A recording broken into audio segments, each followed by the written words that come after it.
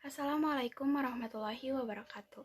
Halo teman-teman, kami dari kelompok 3 mata kuliah akuntansi akan mempresentasikan tentang aset berwujud dan tidak berwujud. Nah, kelompok kami itu terdiri dari saya sendiri, Sipa Nursabila, dan teman-teman saya yaitu Putri Zauhar Maknun, Mi'raj Thoriqul Basit, dan Ipan Setiawan. Pengertian aset. Aset adalah suatu barang milik pribadi atau perusahaan yang bernilai ekonomi dan dapat menghasilkan keuntungan di masa depan.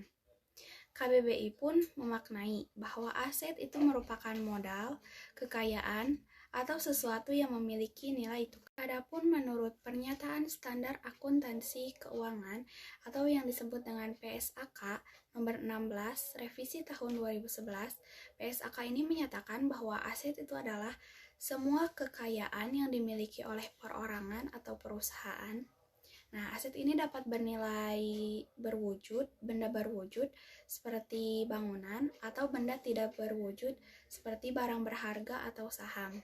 Nah, aset ini tentu saja harus memiliki atau menghasilkan keuntungan. Contoh aset itu seperti properti, uang, logam mulia, dan kendaraan. Selanjutnya, karakteristik aset.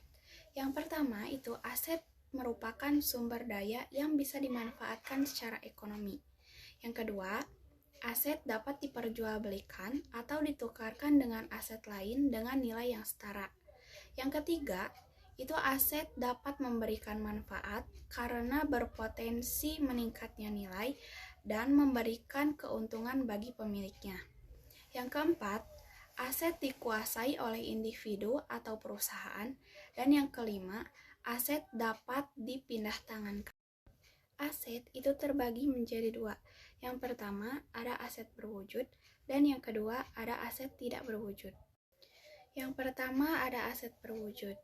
Aset berwujud atau tangible fixed asset adalah aset yang memiliki bentuk fisik dan bersifat relatif permanen. Istilah relatif permanen ini menunjukkan bahwa aset yang bersangkutan dapat digunakan dalam jangka waktu yang relatif lama. Baik, yang selanjutnya saya akan memaparkan materi tentang klasifikasi tangible fixed asset. Umumnya digolongkan menjadi dua. Satu, tanah. Seperti tanah yang digunakan sebagai tempat berdirinya gedung-gedung perusahaan.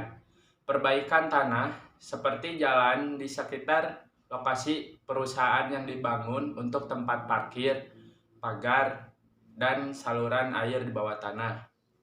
Yang kedua, gedung. Seperti gedung yang digunakan untuk kantor, toko, pabrik, dan gedung.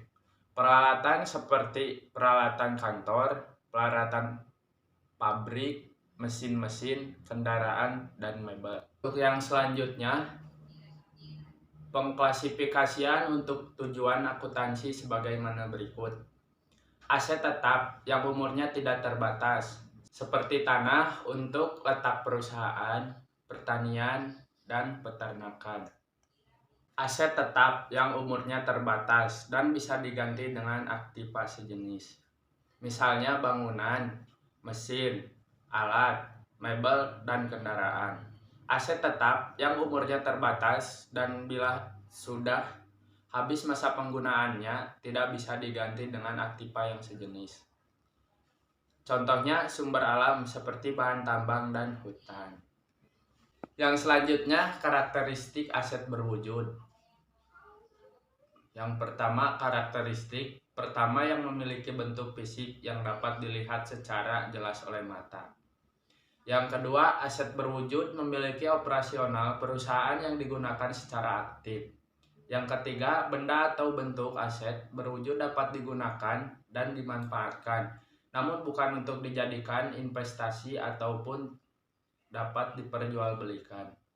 Yang keempat, karakteristik selanjutnya dari aset yang berwujud dapat memiliki umur yang panjang dalam penggunaannya dan biasanya dapat digunakan lebih dari satu periode dalam akuntansi atau lebih dari 1 tahun untuk usia sebuah benda yang relatif aman. Dan yang terakhir kelima, dapat memberikan manfaat untuk masa depan, terutama manfaat dari aset berwujud yang akan bermanfaat di masa depan. Selanjutnya, saya akan menjelaskan contoh aset berwujud. Yang pertama ada tanah. Tanah bagi perusahaan digunakan sebagai kegiatan operasional perusahaan tersebut. Yang kedua ada mesin. Mesin sangat penting dimiliki oleh perusahaan karena mesin digunakan untuk menghasilkan suatu produk yang dapat dijual ke pasaran. Yang ketiga ada kendaraan. Kendaraan juga sama pentingnya dengan mesin karena dengan kendaraan tersebut perusahaan bisa mendistribusikan produk yang dihasilkan kepada masyarakat. Selanjutnya ada aset tidak berwujud. Aset tidak berwujud adalah harta yang tidak terlihat atau tidak ada wujudnya tetapi memberikan manfaat. Contoh dalam kehidupan sehari-hari adalah seperti kesehatan, kecerdikan, keimanan. Dengan kesehatan kita dapat membuat manusia beraktivitas dengan baik.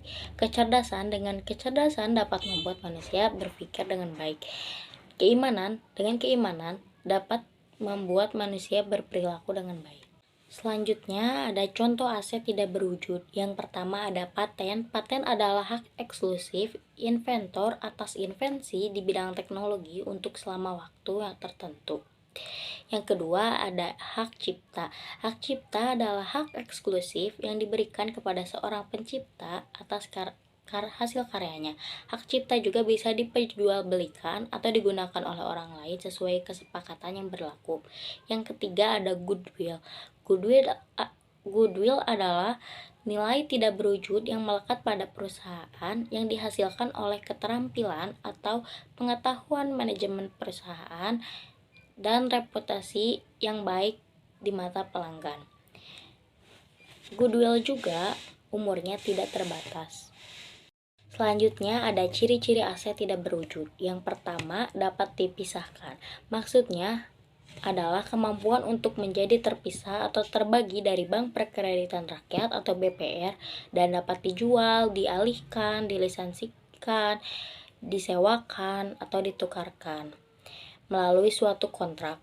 Yang kedua adalah muncul dari hak kontraktual atau hak hukum lainnya terlepas dari hak tersebut dapat dialihkan atau dapat dipisahkan. Yang ketiga, hanya dapat diakui apabila berasal dari eksternal. Pengakuan aset tak berwujud. Aset tak berwujud diakui pada saat diperoleh dengan ketentuan individu atau perusahaan berpotensi akan mendapatkan manfaat ekonomi di masa yang akan datang dari aset tersebut. Nah, selanjutnya biaya-biaya dalam perolehannya bisa diukur dengan handal. Oke, selanjutnya yaitu penilaian atau pengukuran aset tak berwujud.